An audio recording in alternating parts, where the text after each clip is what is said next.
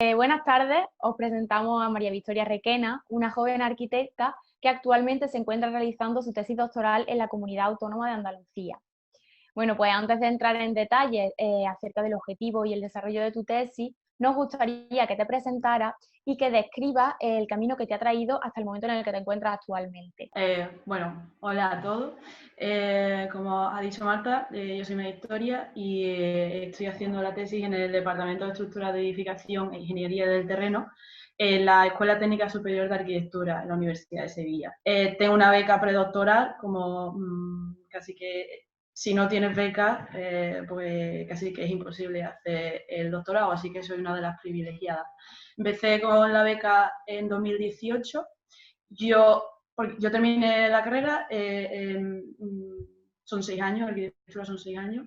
Terminé, luego estuve trabajando en un estudio calculando estructura y luego tuve la suerte de entrar en un proyecto de investigación europeo y conseguí también la beca. Mi beca no es la FPU, que es la conocida por todos los que inician la carrera investigadora, pero sí que necesité la baremación de la FPU para poder conseguir. Es una beca que el objetivo es el mismo, es formar a investigadores, pero es de la Universidad de Sevilla. Es un proyecto europeo y se desarrolla en colaboración con la Universidad de Algarve, Portugal, y trata sobre la mejora, el estudio y la mejora de la vulnerabilidad sísmica de los colegios de educación primaria en Algarve y en Huelva.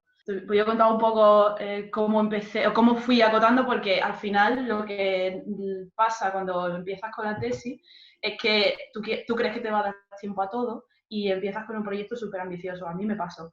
Entonces, cuando yo entregué en el primer año el plan de investigación, yo iba a estudiar todos los colegios e iba a estudiar todos los tipos de estructuras y demás. Pero llegado a un punto me di cuenta que era imposible porque teníamos 268 coles, era muchísimo. Entonces hicimos una primera caracterización de los colegios, sacamos información y vimos que, bueno, que existían edificios de hormigón armado, que existían edificios de muros de carga, existían edificios que tenían la estructura de acero. Entonces al final vimos que el 82% de los edificios eran de hormigón armado y pensamos que, bueno, que había que centrar los esfuerzos en ese tipo de edificio porque era de los que mayor número había, ¿no? Con respecto a lo que tú me has dicho, uno de los objetivos de tu tesis es estudiar pues, el impacto que tienen los seísmos en los colegios, ¿no? En los colegios de la zona que estudiáis. Entonces, me has dicho que hay muchos edificios de hormigón armado y otros de acero o de otro tipo de estructura o de materiales. ¿Me podrías decir la diferencia entre los distintos materiales, los más usados frecuentemente y los que serían mejor? Pues, a ver, es un tema bastante complicado, la verdad. Nosotros, la mayoría de los edificios que tenemos de muestra son de hormigón armado, porque claro, estos edificios, o el boom, cuando se empezaron a construir un montón de coles, fue durante los años 50, cosas así, 1950, 1960. Entonces, el hormigón armado, pues por aquel entonces era lo que se utilizaba, era mucho más rápido, mucho más barato. Entonces, pues por eso tenemos tantos colegios con este sistema estructural.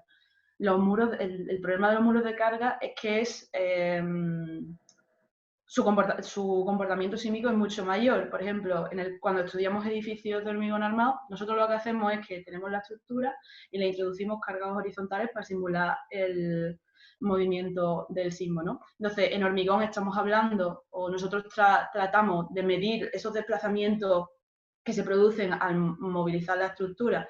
Pues esos desplazamientos nosotros trabajamos en hormigón con centímetros y en el caso de los muros de carga con milímetros, porque claro, son estructuras muy frágiles. En el momento en el que tú aplicas una carga horizontal y no está arriostrado, es decir, no tienes elementos que contrarresten esa fuerza horizontal, el edificio se colapsa mucho más rápido que el caso de los edificios de hormigón armado. Además, el hormigón armado, como sabes, consiste en que tú tienes, por ejemplo, pues un pilar que es de hormigón y luego por dentro tienes barras de acero embebidas, ¿no? Pues el acero le otorga a la estructura mayor ductilidad y mayor capacidad de tracción. Entonces se puede deformar mucho más, ¿no? Esas son las diferencias que existen entre un sistema y otro. Y luego ya, aparte del acero, que no lo hemos metido dentro de nuestro campo de estudio porque tenemos a lo mejor 3 o 4 edificios que tendrían estructura de acero y además son ya mucho más nuevos. Nosotros trabajamos con edificios que son, pues ya te digo, que se construyeron durante los 50, 60, 70 también, que se construyeron antes de la normativa sísmica. La primera normativa sísmica en España es de 1994, no era restrictiva ya, porque había otras, pero eran menos restrictivas. Esta ya sí que de verdad tenía una serie de indicaciones y de requerimientos que había que tener en cuenta a la hora de diseñar un edificio, ¿no? Y entonces nosotros en nuestra selección cogimos edificios que se habían construido antes de esa norma sísmica. También otra cosa, por ejemplo, que este tipo de edificios pues tienen barras lisas, ¿no? Tú tienes el pilar y luego tienes las barras de acero y actualmente se construye con hormigón armado y con barras corrugadas. Eso mejora la adherencia entre acero y hormigón. Estos edificios tienen barras lisas, por lo tanto permite que se deslice mucho más y por tanto su respuesta sísmica sea peor. Además, otra cuestión importante, yo te sigo diciendo aquí cosas de por qué estudiar este tipo de edificios es muy importante. Aparte de que ya ha pasado la vida útil de estos edificios, que están diseñados para durar 50 años, ¿no? Entonces, también tenemos que tener en cuenta el efecto del envejecimiento de los materiales. Esto lo estudiamos en un artículo que publicamos recientemente y vimos que el envejecimiento de las estructuras también afectaba al comportamiento sísmico de los edificios y que claro que se comportaban mucho peor, ¿no? Por tanto, si se comportan peor, el daño sísmico es mayor. Entonces, la conclusión de tu tesis, cuando el día que concluyáis vuestra tesis y se lleve a la práctica, ¿cuál sería su importancia social? O sea, ¿qué aportaría a la sociedad tu tesis? Bueno, pues aportaría el análisis de estos edificios que no se han analizado hasta la fecha, que los hemos levantado, los hemos caracterizado, que tampoco estaba hecho a día de hoy. Y luego vamos a ver cuáles son las técnicas más eficientes, las que tienen menor impacto arquitectónico, las que son más baratas, ¿vale? Hablando mal y pronto. Y lo que vamos a conseguir es que, bueno, así siendo como muy positivo, ¿no? Pero vamos a reducir costes, vamos a minimizar el número de víctimas en el caso de que ocurriera un sismo, vamos a minimizar el número de muertos, etcétera, etcétera, etcétera. Porque, bueno, el riesgo está ahí, la peligrosidad está ahí, está visto. No sé si conocéis el famoso terremoto de Lisboa de 1755, que se sufrió, que se sintió aquí. De hecho, la Catedral de Sevilla pues tuvo muchísimos daños y que bueno, que es una zona bueno, que en la que existe un riesgo bastante importante. No es Granada, no es el riesgo que existe en Granada, porque bueno, en Granada se caracteriza por otro tipo de actividad de sísmica, de pequeños terremotos muy seguidos. Aquí no, aquí lo que tenemos es, o en la zona donde yo estudio, son terremotos de un largo periodo de retorno, pero de una gran magnitud, ¿no? Entonces, pues bueno, sí, al final las consecuencias pues serían esas. Cosa que también quería comentar, bueno, esto es un tema de investigación, para reivindicar la importancia de la investigación aquí en Andalucía. Pero, por ejemplo, en las becas FPO, y también en la mía, que es igual, también tenemos docencia asignada. No, que eso al final tampoco se ha comentado. Y Y es también muy importante porque, bueno, son becas para futuros profesores de universidad, se supone, ¿no? Para la formación del profesorado. Y es también, como te digo, te sirve también porque muchas veces pasa que estás metido en tu investigación, en tu artículo y demás, y el tener las clases y salir del ordenador y de tu mundo te sirve porque te saca de la rutina que algunas veces puede convertirse la investigación. Que eso pasa, vamos, a mí me ha pasado que he tenido momentos de bloqueo, de no saber, de no encontrar la solución a un problema o de un error que me daba el programa que utilizo para calcular, ¿no? Entonces eso creo que también es importante y sobre todo también que te da, pues no sé, te tienes que enfrentar a un público que te va a juzgar, hagas lo que hagas, entonces, bueno, yo creo que eso también está bien porque luego tienes que ser capaz tú de hablar en público y yo creo que también te da habilidades sociales y habilidades comunicativas en dar clases.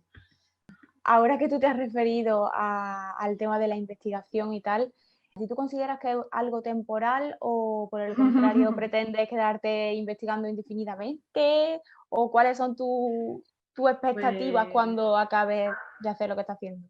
Pues es difícil porque yo estoy ya en el tercer año y es complicado y además ahora, dada la situación que hay actualmente, es muy difícil conseguir una beca predoctoral, solamente los mejores las consiguen y quien consigue una beca predoctoral tiene todos mis respetos y es una persona ejemplar, pero ya conseguir una beca postdoctoral para continuar la investigación es como, es súper difícil, vamos.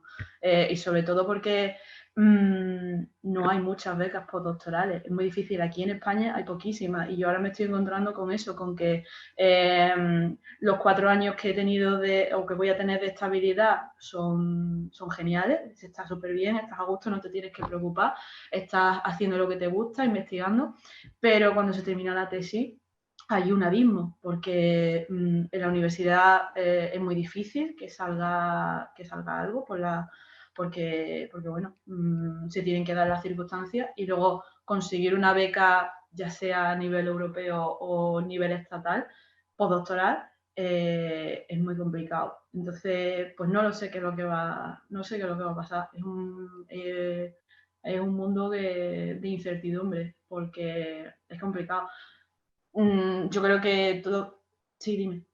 En cuanto a las condiciones laborales o profesionales que tienes actualmente como investigadora predoctoral, ¿dista mucho la realidad de tus expectativas cuando empezaste la carrera investigadora? Hombre, yo cuando empecé la carrera investigadora empecé sin beca y estuve 6 meses en el programa de doctorado, incluso más creo. Y era muy difícil porque trabajaba y a la vez estudiaba, ¿no? Investigaba. Entonces era muy difícil centrarse en la investigación teniendo cosas que te venían de otro lado. Entonces, cuando conseguí la beca fue maravilloso, claro, porque tú dices, joder, es que me están pagando por hacer lo que me gusta, que es investigar, ¿no? Pero claro, hay muy pocas, como hay muy pocas, es muy difícil conseguirlas y al final seguramente que ideas, proyectos de gente que son súper buenos, que interesan y demás, al final no obtienen subvención porque no ha publicado en tal sitio y porque las baremaciones pues te valoran a ti como investigador, también a tu tutor y demás, y a lo mejor ideas que son súper buenas pues no pues se quedan en el tintero, ¿no? Y con esto digo que a lo mejor también habría que intentar no solo valorar a la persona por sus capacidades y demás y por la garantía que te puede dar a la hora de desarrollar un proyecto, sino también por valorar o que la idea tenga también más peso. Entonces, bueno, sí que cumplió mis expectativas, porque, bueno, ya te digo, tenía estabilidad para hacer lo que me gustaba y eso está bien. A día de hoy, ¿qué beneficios y aprendizajes te ha aportado este modo de vida? Tanto, sobre todo profesionalmente, pero también respecto a tu vida personal. No sé. Pues, pues bueno, como te decía hace nada, yo me dedico a lo que me gusta, que es estudiar, muy mal dicho, estudiar los terremotos. Cuando yo le cuento a la gente, ¿qué es lo que hace? Pues estudio los terremotos. No, hombre, no estudio los terremotos. Pero estudio los posibles daños que puedan aparecer en los edificios debido a los terremotos, para ser un poco más exacto. Me dedico a eso y yo en mi tiempo libre, pues a lo que me dedico es a ver, pero como una friki, a ver qué es lo que ha publicado fulanito de no sé dónde, que es un investigador súper top de tal sitio y claro, pues yo me emociono, ¿no? ¡Ostras, que ha salido este artículo, me lo voy a mirar! Pues lo típico, ¿no? Te lees el resumen, pues tiene muy buena pinta, lo voy a dejar para cuando tenga más tiempo, que me lo voy a mirar más detenidamente, a ver si proponen algo chulo y tal, ¿no? Entonces, pues, es que yo hago lo que me gusta. Entonces, pues estoy bien, y me gustaría seguir haciendo lo que hago. Y luego también tengo horas de docencia y me lo paso pipa. El primer año no me lo pasé pipa, la verdad. El primer año de las clases no sufrí, pero luego ya una vez que le coges carrerilla, pues es divertido. Yo me lo paso bien y ya te digo, porque soy una enamorada de esto, al igual que el resto de investigadores, porque es que si no te gusta investigar, si no te gusta lo que estás haciendo, si no te emociona tu tesis, apaga y vámonos, porque es que no te va a salir nada bien, pero esto como toda la vida. Entonces, ¿consideras que es una carrera, una profesión muy vocacional? Sí, sin duda alguna. Y además yo no sabía que me gustaba tanto hasta que entré. Y bueno, es que tuve muchísima suerte. O sea, yo sabía que de todas las áreas que hay en la carrera de arquitecto, construcción, instalaciones, estructuras, pues estructuras era la que más me llamaba la atención, proyectos, ¿no? Que es la que más le puede gustar a los arquitectos. Pues a mí estructuras me llamaba la atención. Y luego cuando empecé a descubrir esto, el tema de los efectos de los sismos, el utilizar software complejo, porque bueno, son complejos, pues también descubrí que me gustaba. Y ya te digo, es que si no te gusta... ¿En qué momento de tu vida decides, bueno, pues ya tiras por la investigación, en vez de coger y hacer un edificio y firmar y ser yo la responsable de todo pues esto? sí, pues me vino solo porque yo ya te digo, estaba trabajando de prácticas en un estudio y estaba súper bien, estaba súper contenta, me trataban genial y me dedicaba al cálculo de estructura de edificios nuevos. Y bueno, uno de mis directores de tesis pues me llamó y me dijo que tenía este proyecto que se lo habían concedido y que estaba buscando gente. Entonces pues tuve ahí la crisis existencial de me voy a la universidad o me quedo aquí y aposté por la universidad porque bueno, mis directores son personas magníficas y a los que admiro muchísimo y me inspiran muchísima confianza y garantía. Entonces, pues yo confié en ellos, al igual que confían en mí ciegamente, pues yo también hice ese acto. Y es que otra cuestión importante o otro tema que voy a sacar aquí es tener a gente en tu departamento y a tus directores o director, si solamente tienes uno, en el que confíes. O sea, porque si tu relación con la persona que al final es tu jefe no va bien, no vas igual de motivado, por mucho que te guste la investigación, ¿no? Porque al final a ti te gusta mucho, te propones muchísimas cosas y si esa relación no es buena, te está como cortando un poco las alas y empiezas como a marchitarte un poco, ¿no? Entonces yo en ese sentido, ese problema que a alguna gente le pasa, no lo he tenido. ¿Considera que es suficiente tiempo, 4 años? A ver, esto que voy a decir yo es un poco, puede ser un poco controvertido porque en el resto de países de Europa las becas como esta y los programas de doctorado están establecidos está establecido que duren 3 años. Entonces, aquí me parece que en España es el único sitio donde duran 4 años. No sé si también en Portugal creo que son 4, creo que son 3. Entonces, al final, como la investigación es algo que nunca paras, porque siempre hay cosas nuevas que hacer, cosas nuevas que descubrir y demás, y en mi caso que soy una friki de esto, pues no me canso. Entonces, pues quizá a lo mejor para terminar la tesis y cerrar ese capítulo predoctoral, pues estaría bien que fuera 3 años, para que fuera igual que en Europa, ¿no? Porque cuando yo estuve en Portugal yo decía, no, yo tengo 4 años, 4 años, eso es un montón. Nosotros es 3. Pues quizá eso, cerrar esos 3 años de predoctoral y a lo mejor ese último año tenerlo de colchón como una etapa postdoctoral, ¿no? Que además ya puedes solicitar ayudas porque otro tipo de ayudas a las que no puedes aplicar porque aún eres predoctoral. Con el título de doctor, pues eso ya te digo, puedes solicitar otras ayudas, no solamente pues, para financiarte un proyecto de investigación en el que tú eres el investigador principal, sino ayudas para irte fuera a otro centro de investigación. Entonces no estaría mal, en mi opinión, que estuviera eso así planteado. De hecho, la Universidad de Sevilla creo que tiene un tipo de contrato que es de postdoctoral, que después de la etapa predoctoral hay una serie de contratos que son así como para ayudarte, una vez que terminas la etapa predoctoral, para ayudarte a ver dónde te puedes encajar, ¿no? Porque, claro, tú terminas el doctorado y te quedas y te vas a la calle, ¿no? Entonces, no estaría mal que estuviera eso, que tuvieras ese año o unos últimos 6 meses para ver un poco qué futuro te espera, ¿no?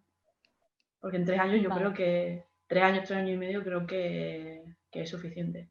Luego está el otro problema que es cuando tienes que publicar artículos y demás, que al final los procesos de publicación se dilatan en el tiempo y entonces pues al final puede ser que al último año, al terminar el último año no tengas todo preparado, pero bueno. Bueno, pues María Victoria, ha sido un placer hablar contigo, sinceramente, y siempre Igualmente. es un placer hablar con personas que se nota que tienen pasión por lo que hacen. Bueno, yo quería daros las gracias a vosotras porque, bueno, ya os lo comenté que me parece un proyecto súper interesante y además necesario porque yo me he estado viendo las entrevistas que habéis hecho al resto de compañeros y oye, es que aprendo muchísimo de lo que cuentan los demás y tal. Entonces, yo creo que eso, que hacía falta que a gente como vosotras también igual de motivadas y crean en esto e intenten ayudarnos a nosotros a dar visibilidad, a concienciar a la gente y demás.